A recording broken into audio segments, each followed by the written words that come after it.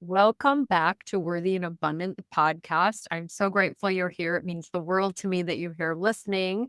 Today, I have a powerful guest. She's a doctor. Her name is Dr. Jennifer Dall. She's a grief informed neurodivergence specialist and the founder of ADHD Holistically, where she empowers individuals with ADHD to transform daily struggles into opportunities for growth and self discovery. With over 25 years of experience as an educator and a background in ADHD coaching, yoga instruction, and grief education, Dr. Jennifer offers a holistic, deeply personal approach to helping neurodivergent individuals thrive. She was diagnosed in her 50s after years of being told she couldn't possibly have it. Dr. Jennifer knows firsthand the challenges of navigating misinformation and masking symptoms, especially for women diagnosed later in life, which I would say is me because I self diagnosed. And it's been a game changer, actually. Now she specializes in helping women identify what truly works for them, focusing on practical, quick fix strategies that simplify daily life without relying on medication or a one size fits all approach. Through her courses, workshops, and speaking engagements, Dr. Jennifer equips women and those who support them to reframe their ADHD narratives and unlock their full potential. Her work also extends to therapists, life coaches, and HR professionals, offering comprehensive training to better support neurodivergent clients and employees. When she's not coaching or creating content, she enjoys traveling, spending time with loved ones, and diving into new passions, a testament to her ADHD driven curiosity and zest for life. I love it. Welcome, Dr. Jennifer Dahl, to the show. Thank you for being here. Thank you very much for having me here, Linda. I'm really excited to have this conversation. Me too. So you were diagnosed with ADHD later in life in your 50s. Can you share what that experience was like and what shifted for you once you had the diagnoses? The experience took quite a while. I don't know if it helped that I knew a lot about things, but I definitely did through my experience with teaching and my education, all the research I'd done. It was a process of the more I knew and the more I really thought about things, the more things started to click. And then, of course, like many women, many people, I hit a lot of roadblocks, people telling me, oh, no, you couldn't possibly. You've done this, you've done that. You have all of these things because a lot of people still think about ADHD with the 8-year-old boy kind Yes. of.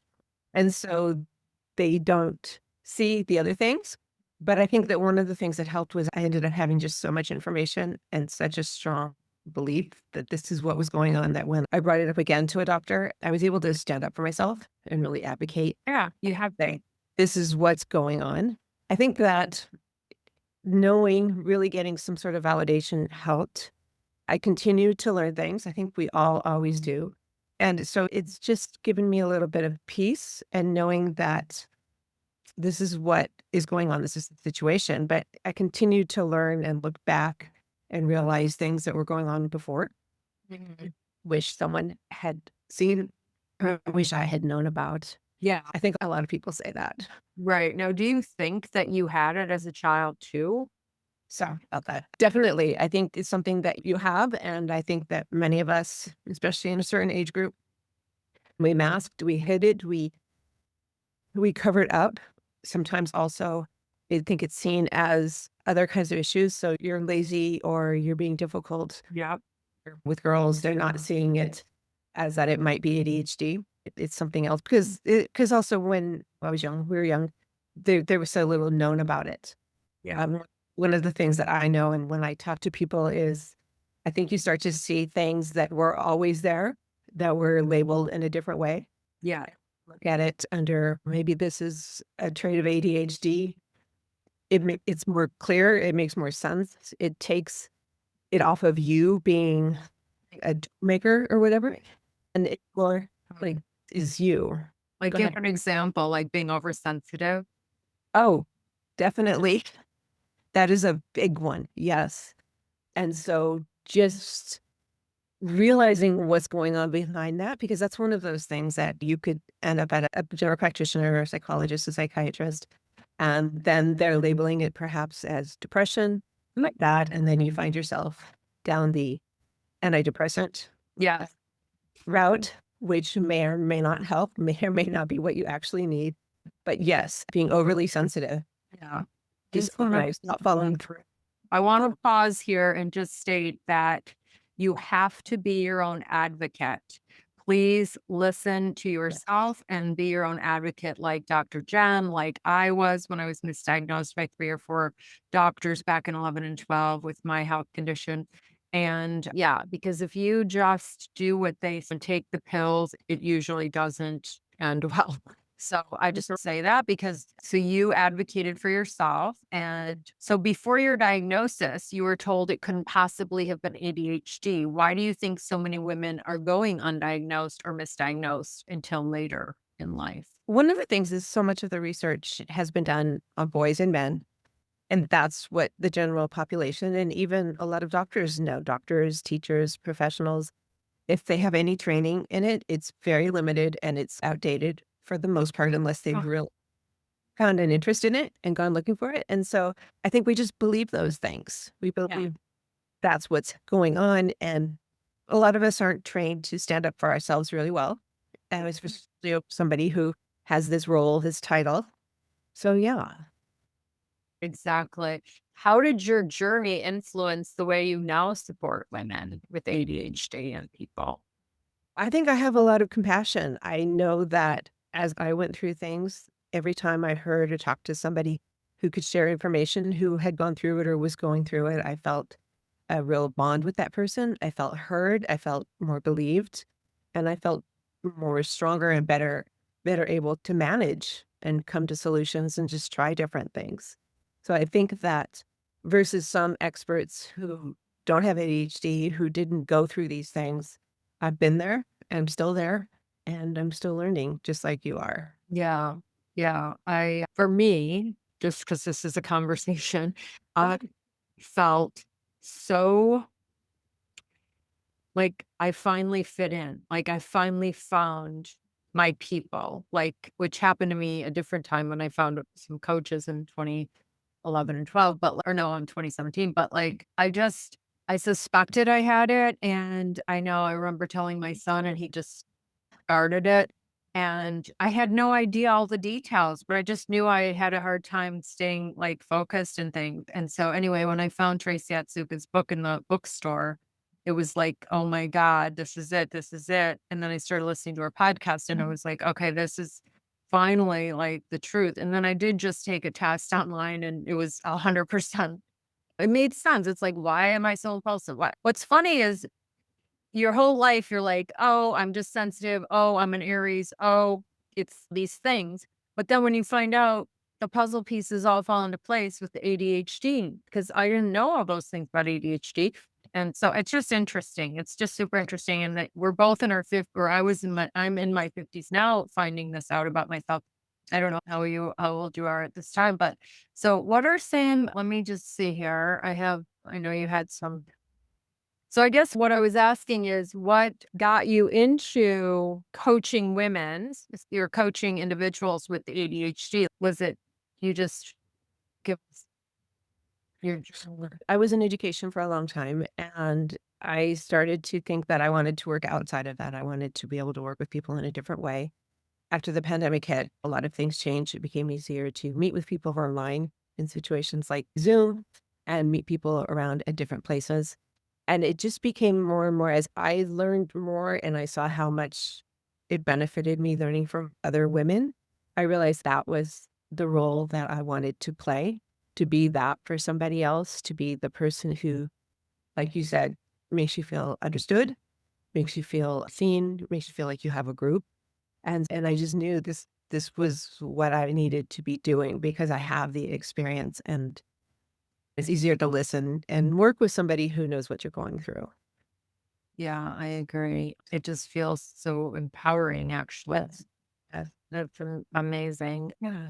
So you were diagnosed at 53, and you know the feeling when you're juggling a million things, and you were a high achiever, right? Before, Right. yeah. So that's why people were saying, "How can you have it?" Right? Because you're Right. Right. You can do all these things. And that's one thing, as you've probably found with ADHD, is you can be very interest based in things. The things that you're interested in, you can do very well. You can deep dive, you can go down the rabbit hole, however you want to look at it.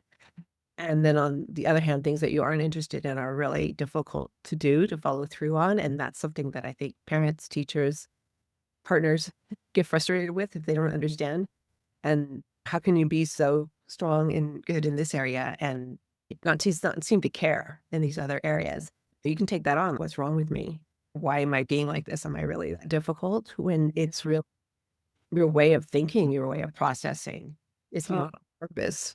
yeah, and I think what else really resonated was the inner critic is a lot more intense as an ADHD person, like, we're harder on ourselves. So, that's really a powerful awareness, and it helped me so much on my self-love journey because it's like nothing's ever good enough that we do, or even like Tracy was saying with her book, like, she took so long to write her book because she thought it was crap, even though I'm sorry.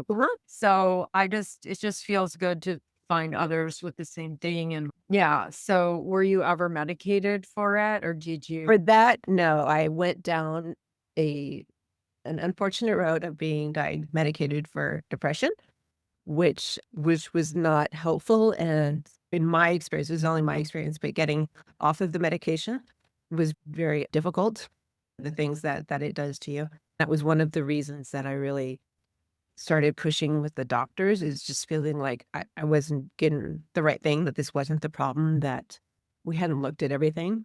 Yeah. And so I really wanted just to be able to take all that out and really Yeah. give myself what I needed. So what would you tell someone listening that doesn't know if they have it? Let's give them some ideas of, like, for me, memory loss, that's a thing, right? With ADHD. Yes. And I Memory yeah, loss, memory loss and then lack of focus and the emotional regulation, like we were talking about. yeah. For myself and for so many people that I talk to, th- something is making you think this. You've heard something, you've read something that has made you start to think, I wonder if I have ADHD. And so I always like to start with that. What is it that you heard that rang a bell? Because that's a really good place to start. Getting formally diagnosed is a choice. It's also can be difficult. It's a long process. You have to sometimes, depending on your doctors, fight for it. It can be expensive. And you have to decide if that's what you really need, is having that diagnosis even matter to you? Because I think there's perfect validity in self-diagnosis. And I heard that ADHD means that you're overly sensitive and you have this emotional regulation problems. And I see that in myself. And if you can take that and work on that and look at that and learn about it and be self-caring about it, that's making progress. And that's all we really want. Yeah. And what else happened for me was I would take these, like, online courses and class, and I just couldn't follow along the way everyone else seemed to do everything. Like, I couldn't, and I still to this day. So that was what was, like, the biggest question mark too, was like, why is it so hard for me to do things in a certain way? Right. But I've always been successful. Like, I'm a licensed realtor. I have my life insurance. I was on EFT. Like, I have a lot of things. I'm certified life coach. Like, I can achieve things. And like you said, you were a high achiever too. So we're like capable, even like Tracy. She's a lawyer, she's a realtor, she was all these things, but yet still, but we're doing it in a certain way that we've figured out how to Right. survive. And the masking, let's talk about the masking. Definitely. Do you know masking? Do you know what I mean when I'm talking Yeah, about? I looked it up and Okay. I totally understand it now. So it's basically almost pretending to be different so that we fit in and Right. hiding our I don't know what word we would use, like a flaw or our Or just our true selves trying to fit, yeah, trying to trying to be. fit in, and like me packing for a trip or different things. I just like why like it Mhm. shows up in different places. It does. And I think that that goes back to one of the original questions about why we aren't being diagnosed, is because from early on, from school, from everything else, if you've been successful in hiding it and being successful anyway, you're really good at masking.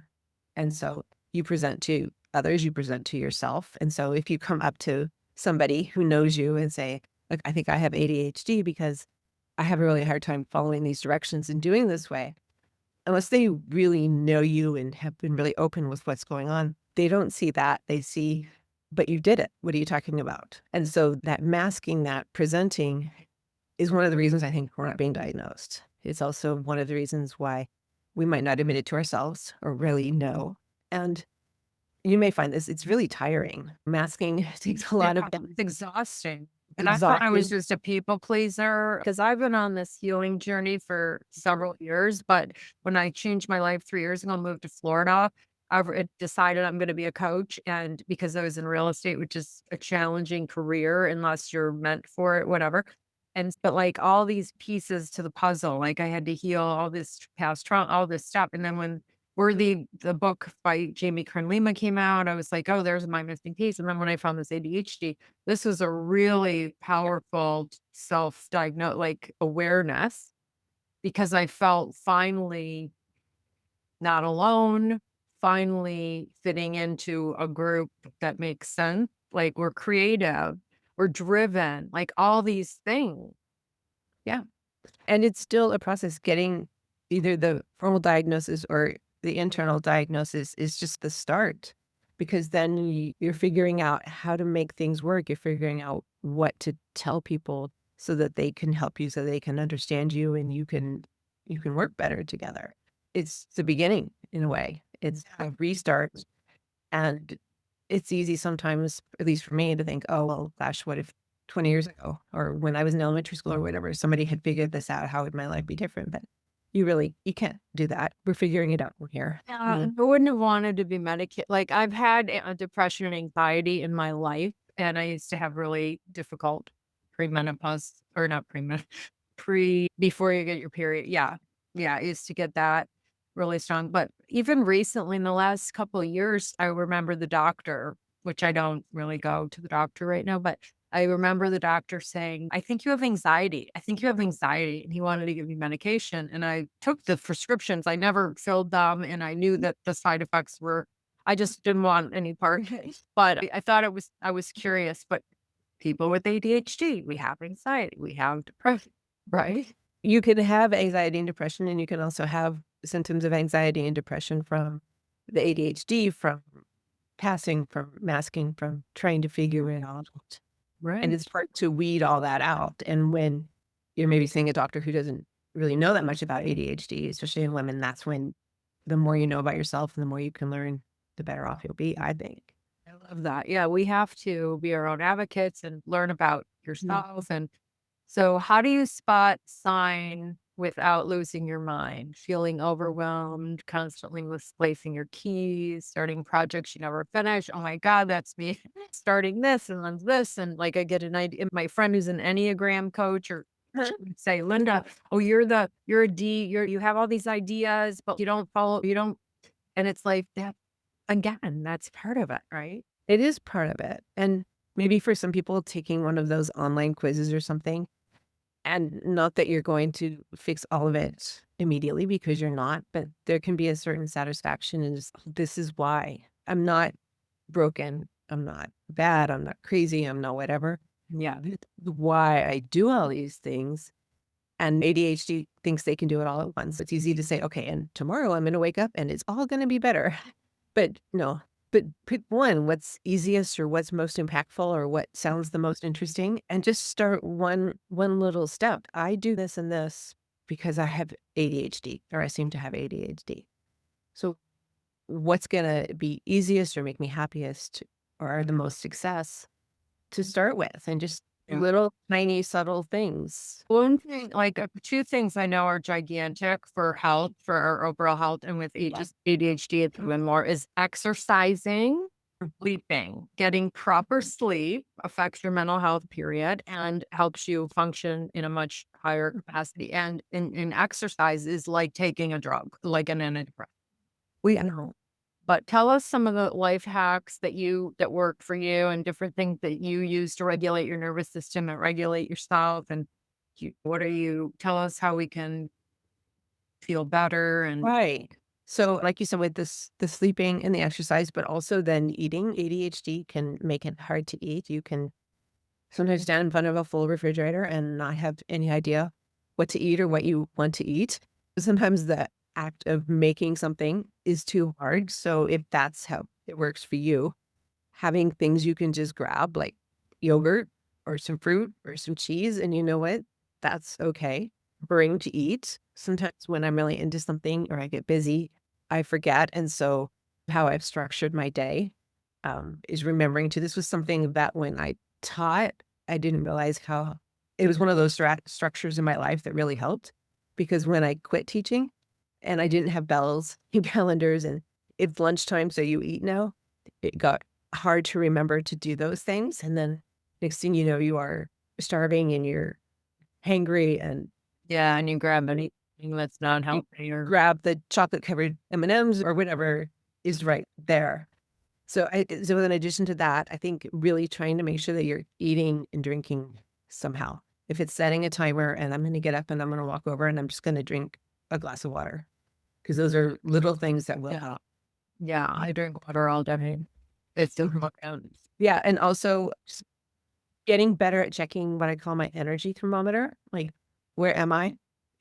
Especially if I'm getting distracted and flustered, then probably my energy needs to be looked at just in that, and just stepping back and realizing I visualize one of those like old school big thermometers with the bulb and everything. And where's my energy? If it's way down here, do I need to go just lay down for a couple minutes or go outside or get something to drink or to go do something else or stop what I'm doing? Am I just done for the day?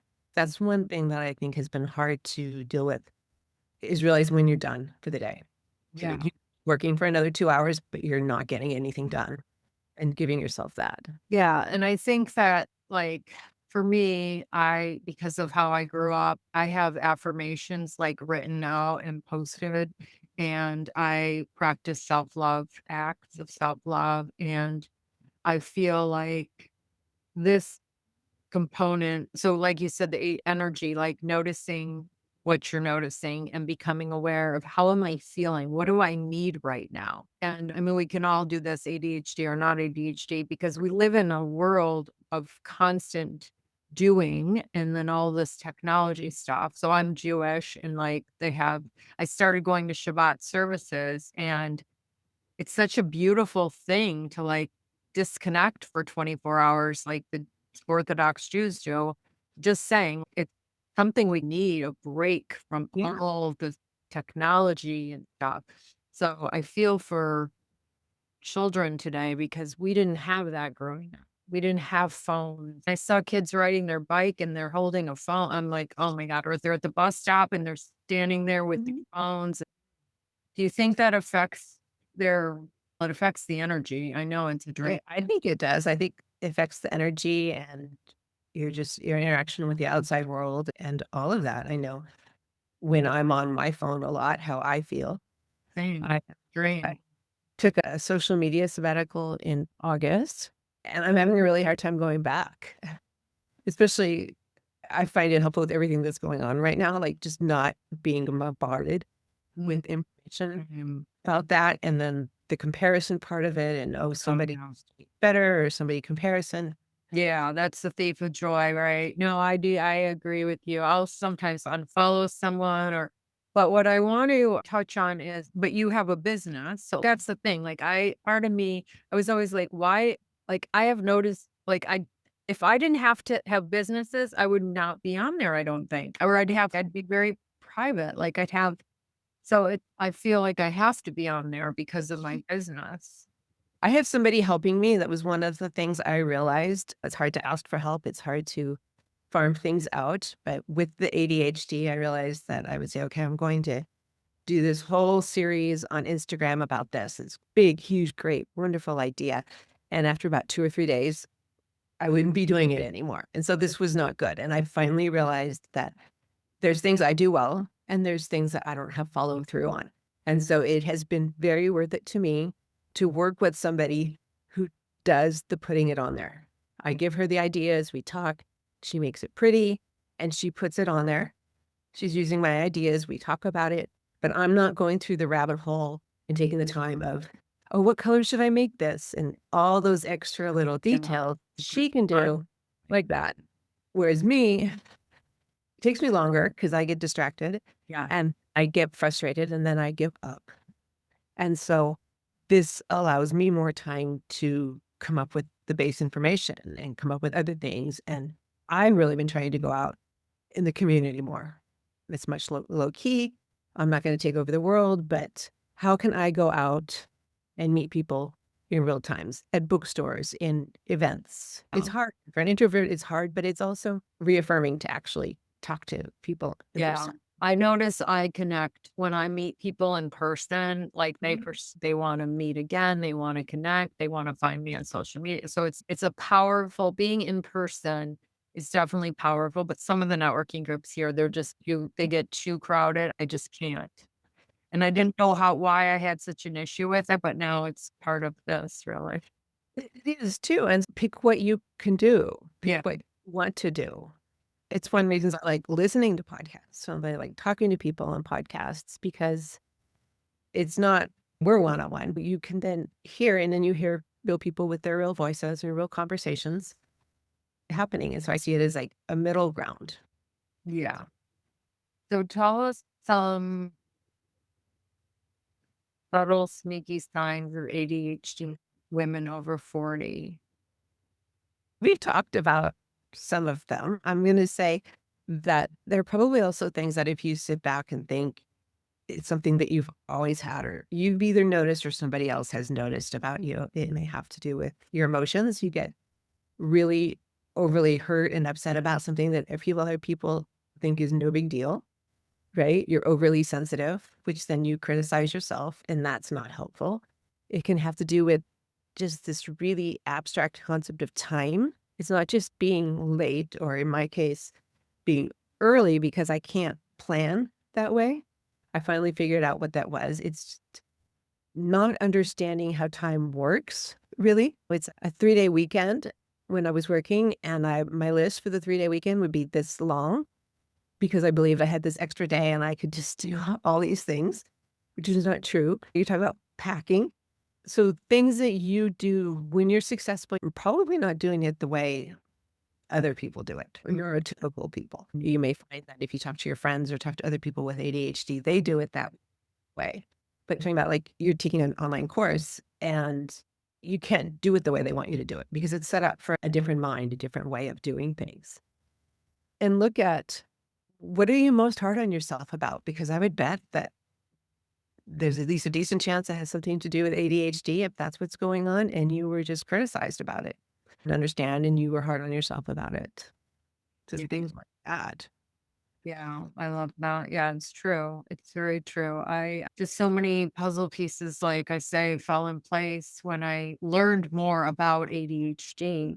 I just felt, oh, wow, that's why I do that. That's why this, that. So, not just the class, but organization, time, like you said. And I'm trying to think what else. I didn't want to interrupt you when you were talking, but I had thoughts come in while you were talking. I know. Yeah, because oh, the rut like, when you're even when you were talking about the food, I'm happy to cook and prepare things if it's more than just me, but when it's just me, it feels like a lot. Oh, Following recipes, I just don't like following recipes and what about reading books? Do you read cover to cover? My son would always say, "You don't read cover to cover. Why don't you read cover?" I'll just everything, but I have a huge pile of books that I've started and not finished. yeah.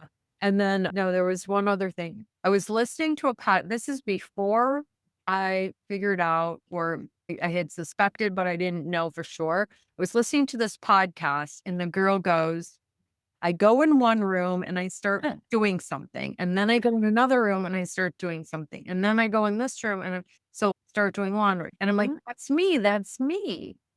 She says that she had ADHD and that her mother never told her, and they told the mother when she was a child, but she never told her daughter because she didn't want her to be like labeled. Right.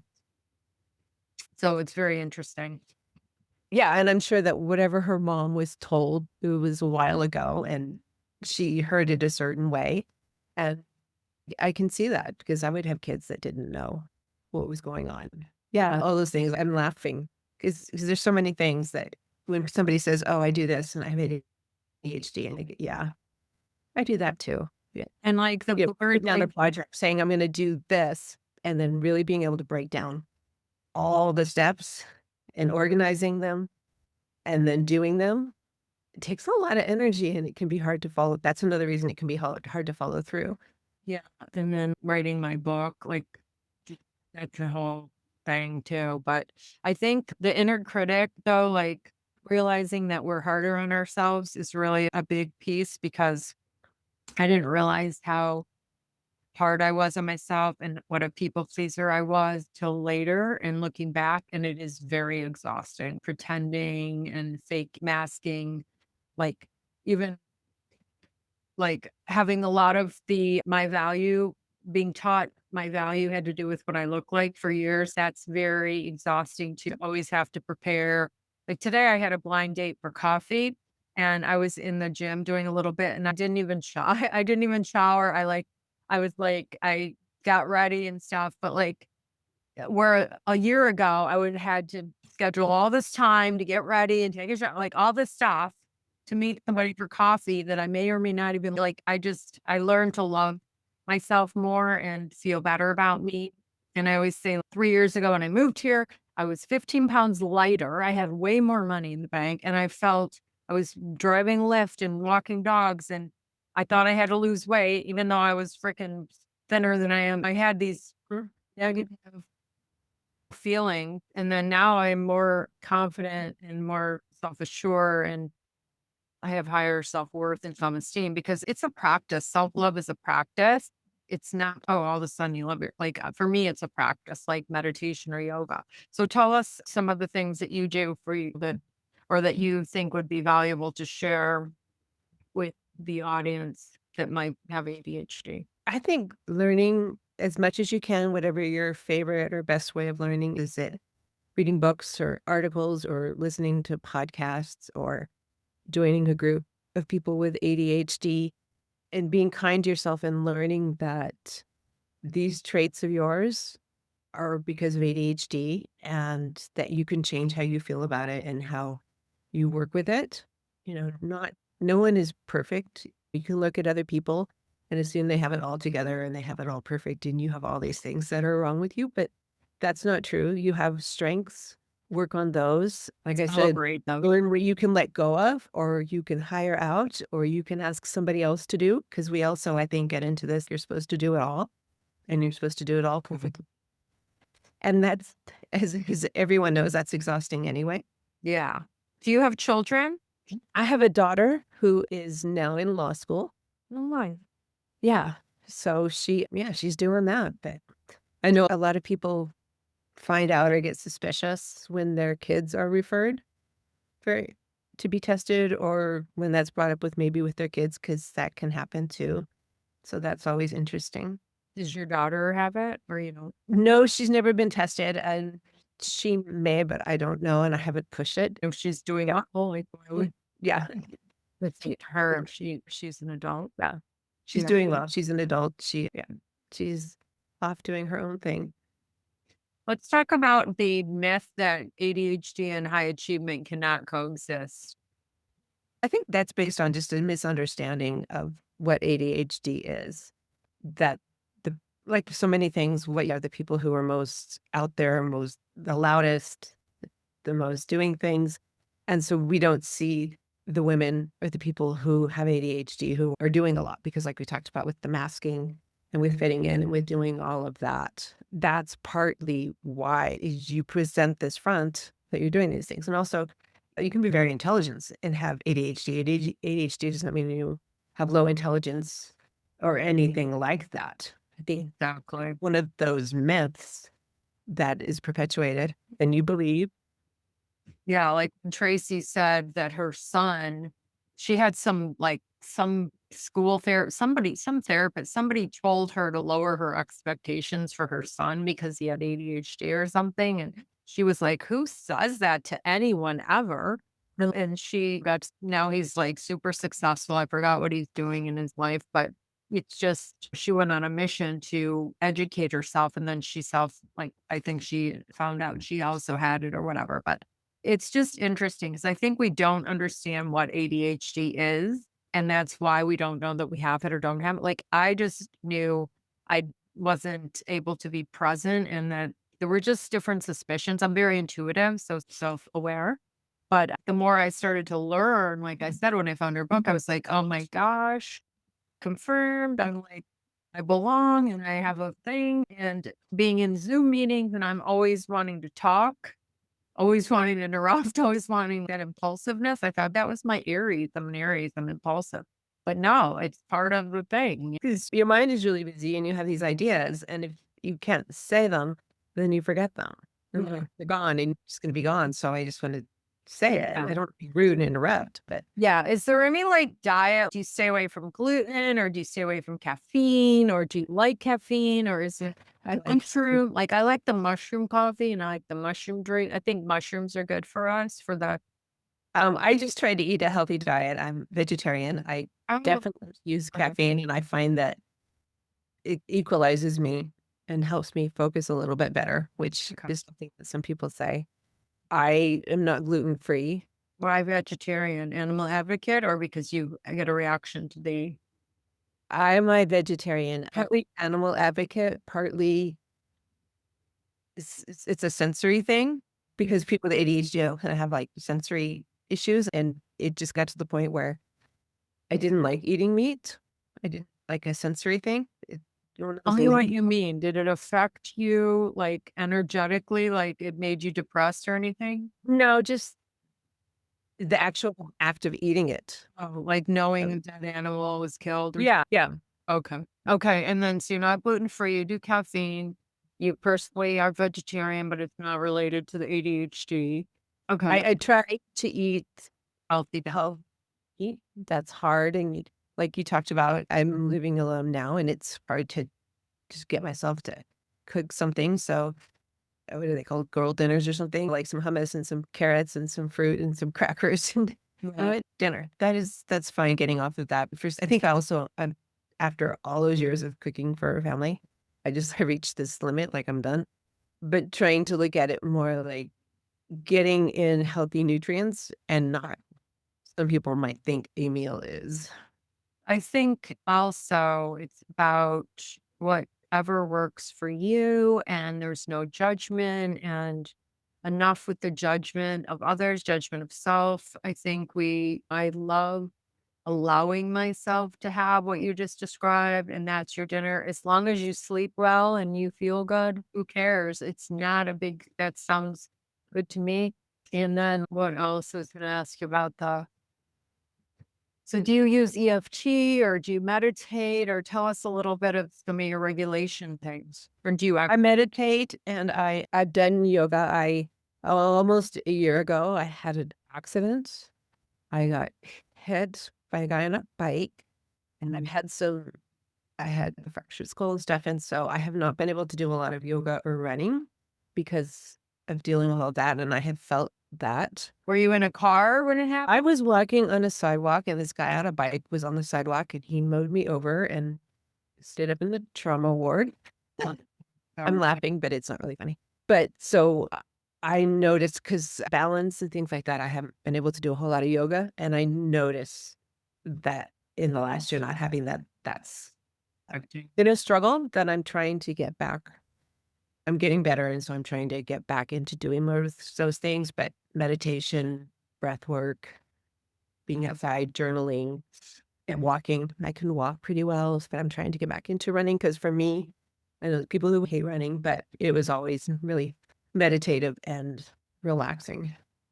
Nice. Not everybody understands that.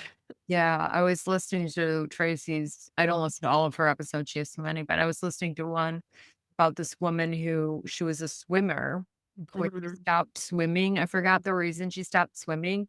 All her symptoms were much stronger because the action, it was like meditative as well as the when we move our bodies, it's like an antidepressant, it's like a calmer and it helps. I forget how Tracy says it, something about like X amount of exercises, like taking Adderall and taking Yeah, I know. I did feel, and I know that when I was doing it, things were easier and better.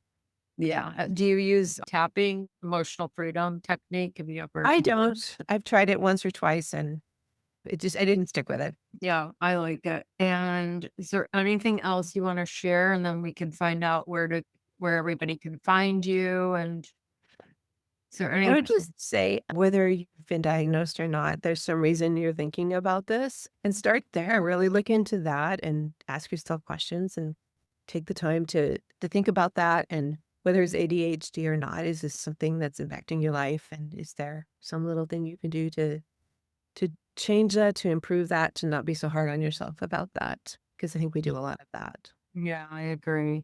Do you tell me what your opinion of self-love, like how you incorporate, like what do you believe about loving yourself, accepting yourself, especially I'm not gonna say especially. I think everyone has to do this, but let me hear your opinion on it.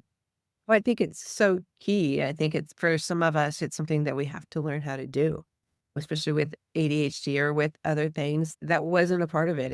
This was something I'm doing wrong. This was something that's wrong with me. This is something that doesn't fit. And learning to accept that about myself, learning that there's good things about it, and learning to be around people who appreciate it. New people who come into my life who want to understand, who want to work with it. So I think you've got to do that self-love bit. You've got to, that's the first step.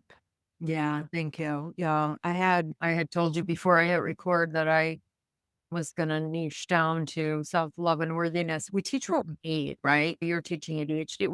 We learn as we teach, but self-love and worthiness has been something I've been working on, and I was exploring niching down to women with ADHD too. So I think it's just a very powerful, especially knowing that women with ADHD are harder on themselves and we all have an inner critic, a judge and a victim. I was reading and there's two voices in your head, a judge and a victim. Yeah. And then the rabbi at the services, he says there's like an animal soul and your how does it say it? Like your higher self soul or Okay. there's an animal, like he's saying, yeah, I'm not sure. I can't remember now. Good idea. Yeah, it's just interesting. It's kind of like the impulsiveness or wanting something right away and the higher.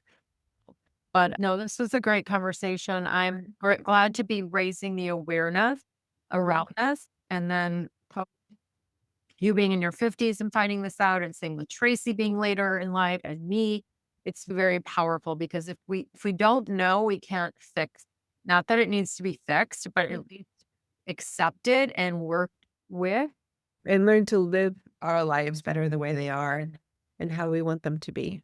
Yes. Thank you so much, Dr. You Jennifer. know, Put all your links. Where would you like people to go and find you though? you can go to my website, ADHDholistically.com. I'm on Instagram, ADHD.holistically. What I'm working on now is some short-term things. I have a SOS card deck and I'm doing some quick win coaching to just hone in on small little things and make little bits of progress, which I see is really helpful. I love the SOS deck. Oh, I love the deck idea. Oh, that's awesome. All right. Thank you so much. And I'll let you know when it's out. Okay, perfect. Thank you so much.